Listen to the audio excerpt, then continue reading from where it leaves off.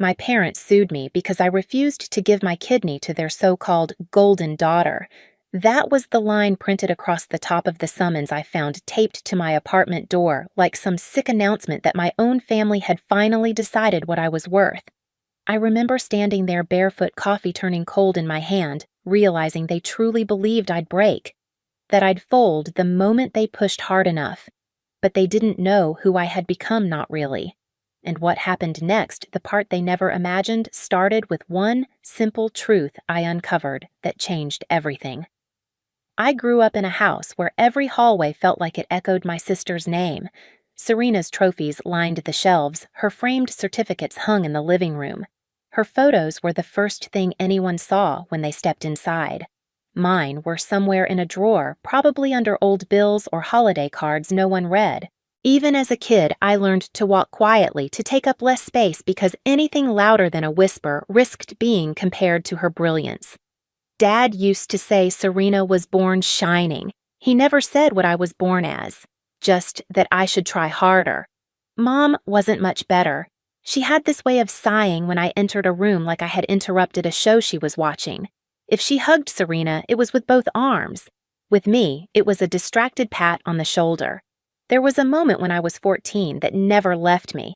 I'd worked up the courage to tell them I felt invisible, that I didn't know how to be in a family that only made room for one daughter. Dad didn't even look up from his newspaper. He just said I was jealous that Serena's success should inspire me, not bother me. Serena giggled softly, and Mom told me to stop being dramatic. That was the night I understood they weren't going to see me. Not then, not later. So, by the time I turned 29, I had created a small life of my own in Riverside, a one-bedroom apartment with warm, morning light shelves full of sketchbooks and a tiny balcony where I drank coffee before work. I didn't live far from my parents, but far enough to breathe. My freelance design projects kept me busy, and Daniel, my project manager, always made sure I had flexible deadlines when life got messy. Mila, my best friend since high school, was the one person who knew everything, the quiet bruises of being the forgotten daughter, the anger I swallowed, the boundaries I built just to stay sane. So when Mom called one Tuesday evening and said, "Your sister's in the hospital," all that distance collapsed at once. My stomach dropped. No matter how complicated things were, hearing Serena was sick shoved every old instinct to the surface. I rushed to the hospital that night, walking through hallways lit too brightly, wondering what I was about to face. I didn't know then that this was the beginning, the moment where everything I feared about my family would come true, just not in the way I expected. Serena looked smaller than I remembered, lying against crisp white sheets, her skin pale beneath harsh fluorescent lights. Mom hovered near the foot of the bed like a grieving saint, and Dad stood rigid beside her jaw-clenched arms, crossed as if anger alone could fix her kidneys. When I stepped in, both of them turned toward me with this strange mix of desperation and expectation. Not love, never love. More like they had been waiting for their missing puzzle piece to walk through the door. Dr. Hale entered a moment later, flipping through charts before speaking. "Serena's kidneys are failing. We've tested the family. Only one match came back." His eyes shifted to me. "It's you, Peyton." The room went quiet in that heavy, suffocating way I remembered from childhood when disappointment settled before the punishment. Dad didn't even blink. "So when can she schedule the surgery?" That was it. "No." "How are you holding up?" "No." "Do you need time?" Just a command tossed across the room like I was an assistant, not a daughter. I cleared my throat. "I haven't made any decisions yet. I need to understand the risks." Mom's expression hardened instantly. "Risks, Peyton. This is your sister's life." I know I said, though, my voice wavered. "That's why I need to talk to my doctor first." Dad's voice rose sharp enough to slice. Most people wouldn't hesitate a second. "She's your blood." The irony almost made me laugh. Blood never meant much in our house, not unless it belonged to Serena. Over the next few days, everything escalated. They called nonstop, left long voicemails about family duty, showed up outside my apartment unannounced. Mila sat with me one afternoon as I listened to Mom's latest message, her voice trembling, dramatic, dripping guilt. If you love us, you'll do this. Don't make us beg. They thought you'd break, Mila said quietly. And she was right. My parents believed, like they always had, that if they pushed hard enough, guilt would bend me back into place. But the more they pushed, the more something inside me stiffened. I met with Dr. Rowan the next morning in his small office overlooking Riverside. He explained everything plainly. The surgery itself wasn't trivial. Recovery would take weeks. Long-term risks existed, especially if I ever faced kidney issues myself. Donation is generous, he said gently, but it must be voluntary and fully informed. No one should pressure you. Something clicked, then something sharp. Dr. Rowan, is dialysis still an option for her? He looked surprised. Yes, absolutely. In fact, we recommended it months ago. She didn't follow through. I blinked. She refused it. He nodded. Multiple appointments. That single truth hit harder than anything my parents had said. Serena wasn't dying tomorrow. She wasn't without options. They just wanted the fastest one, the most convenient one, me. I walked out of the clinic into the cool afternoon air, feeling unsteady but awake like I had been living underwater for years, and suddenly surfaced.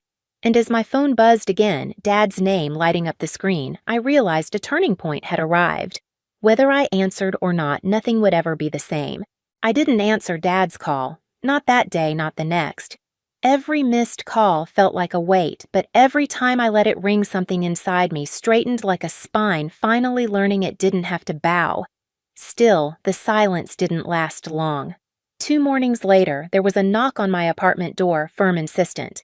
When I looked through the peephole, Mom stood in the hallway wearing what I privately called her serious conversation outfit, the kind she used whenever she wanted something big. I opened the door just enough to block her from stepping in. Mom, now's not. She slipped past me anyway. Patent enough. We need to talk. She looked around my apartment with thinly veiled disappointment, as if the plant on my windowsill offended her. Then she turned to me with that soft, sweet voice she saved for manipulation. Honey, Serena is running out of time. You're her only hope. I took a slow breath. That's not what Dr. Rowan said. Dialysis is still viable. Her expression snapped like a rubber band. Dialysis is suffering. Why would you let your sister endure that when you could fix this now? Because it's my body, I said quietly. And I deserve to decide what happens to it. Her face tightened. You're being selfish.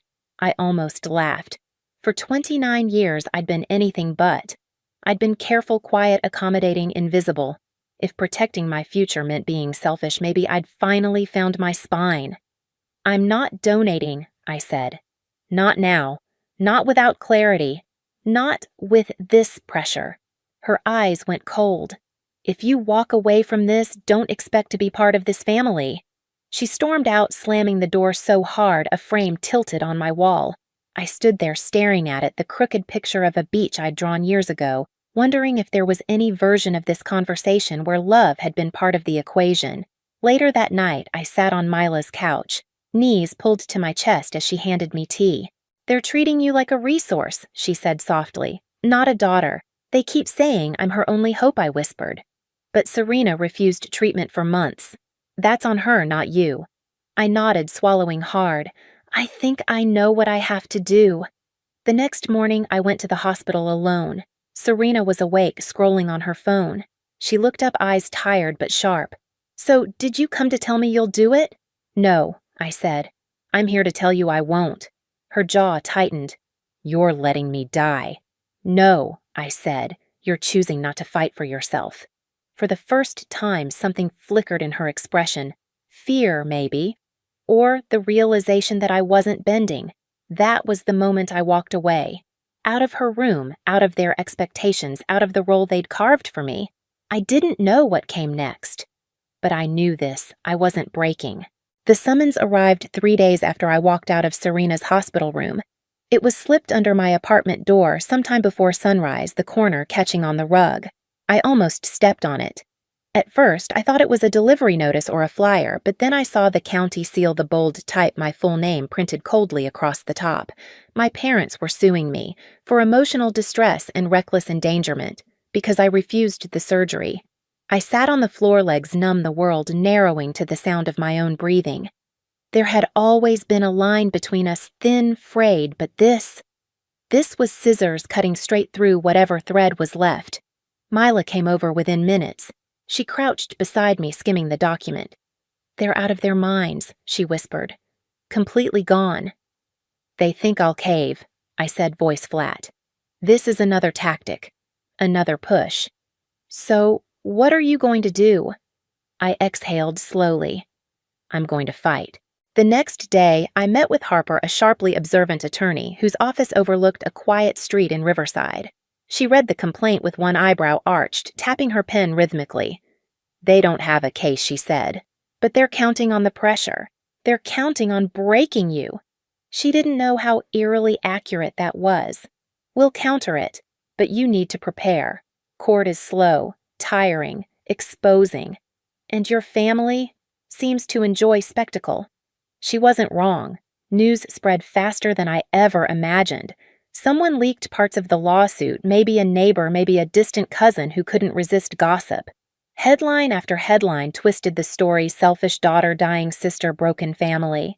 My inbox filled with strangers calling me heartless, cruel, ungrateful. A few clients backed out of ongoing design work, not wanting negative attention. But there were messages, too quiet, supportive ones from people who had lived through familial coercion. Those were the ones I held onto in the darker moments. The morning of the hearing, the courthouse buzzed like a hive. Cameras flashed outside. I walked in with Harper by my side, each step steadier than the last. I told myself the truth: I wasn't the villain. I wasn't the cure-all solution they wanted. I was a human being with a future worth protecting. My parents arrived moments later. Evelyn wore a pearl necklace I hadn't seen since Serena's high school awards night. Marcus walked with the stiff pride of a man who believed the world still bent to him. Serena, pale and wrapped in a blanket, followed behind, avoiding my eyes. When the judge entered, the courtroom settled. Harper began with calm clarity. "Your Honor, my client never agreed to surgery. She agreed to screening, nothing more. Organ donation must be voluntary." Their attorney painted a different picture, one dripping with melodrama, describing Serena as moments from death, claiming my refusal was cruel, calculated. The words didn't sting the way I expected. They felt cheap, like props. Then came the witnesses. Dr. Rowan spoke first, confirming the risks I faced. "Donation isn't a small request," he said firmly. "It's major surgery with lifelong consequences." My parents stared straight ahead, jaws locked. Next was Dr. Hale, Serena's nephrologist. He looked uncomfortable, glancing between the judge and Serena before speaking. "Serena's condition is serious," he began, "but not without treatment options. Dialysis was recommended months ago." The courtroom shifted, chairs creaked, someone sucked in a breath. Harper stepped forward. "And did she follow that treatment?" A long pause. "No," Dr. Hale said. "She refused dialysis multiple times." Evelyn gasped, placing a hand dramatically on her chest. Marcus muttered something under his breath. Serena stared at the table, her fingers trembling. The judge leaned forward. "Is it your medical opinion that the defendant is responsible for the plaintiff's decline?" Dr. Hale shook his head. "No. The decline is primarily the result of the untreated condition." A quiet shock rippled through the room. My heart pounded so loudly I could barely hear anything else. Harper's voice cut through the tension. "Your Honor, this lawsuit is not about saving a life. It is about control. It is about demanding access to someone's body because they believe they're entitled to it." She glanced at me, nodding slightly. "My turn." I took the stand, palms damp but steady. "I didn't refuse out of cruelty," I said. "I refused because I was pressured into a decision I wasn't ready to make. Growing up, I was never seen not the way my sister was. Everything I did was background noise to her accomplishments. And now, when I finally set a boundary, they treated me like a traitor." My mother shot up from her seat. "That is not true." The judge slammed the gavel. "Sit down." I continued. "They thought I'd break. They always thought that, but I'm allowed to protect my health. I'm allowed to say no, and I won't apologize for that. The silence afterward was heavier than any accusation. When closing statements ended, the judge took her time reviewing the evidence. My parents sat stiffly, Serena's eyes glassy, unfocused. I stared at the floor, bracing myself. Finally, the judge spoke. This case has no legal merit. Organ donation cannot be compelled. The plaintiffs acted out of emotional coercion, not lawful reasoning. The lawsuit is dismissed. The plaintiffs will cover all legal fees. Evelyn gasped again, but this time it was real sharp, guttural. Marcus went pale. Serena leaned back, blinking hard, as if the world had tilted. Everything stilled. Then the room erupted murmurs, shuffling the metallic snap of a journalist's camera. I stayed seated, letting the verdict settle over me like the first breath after surfacing from deep water. Outside, Harper squeezed my shoulder. "You did it." I watched my parents step into a storm of reporters' faces twisted with fear and humiliation. Their perfect image, polished for years, cracked wide in public view. They couldn't control the story anymore. Couldn't control me. For the first time, I didn't feel invisible. I felt free. In the weeks after the verdict, the noise around the case didn't disappear, it shifted. The headlines stopped calling me selfish. Neighbors who once avoided me in the elevator now offered quiet nods, a few even mumbling apologies. My clients slowly returned, and new ones reached out saying they admired how I'd stood my ground. But the biggest change wasn't public. It was the silence coming from my parents' house in Riverside. Their perfect facade cracked fast. Organizations they volunteered with quietly distanced themselves. Friends stopped showing up. People whispered about elder pressure manipulation and the truth that had surfaced in court. For the first time, the golden glow around Serena dimmed, replaced by something harsher: accountability. One afternoon, a letter arrived in my mailbox with Serena's handwriting on the envelope. I almost threw it away, but something made me open it. She apologized not just for the lawsuit, but for years of being the center of everything while I faded behind her. She wrote about therapy, about confronting how she'd spent her life expecting the world to bend. She didn't ask for forgiveness. She didn't pretend we could go back. She just acknowledged the truth. I folded the letter and put it in a drawer, not ready to answer, but not ready to burn it either. I moved forward quietly, building a life that finally felt like mine. My studio grew, my friendships deepened, and the air around me felt lighter without the weight of expectations I never agreed to carry. Sometimes I think about the trial, about how saying one simple word, no, changed everything. If you've ever been pushed past your limits or told your worth depended on sacrifice, you're not alone. Share your story in the comments and subscribe if you want more stories just like this.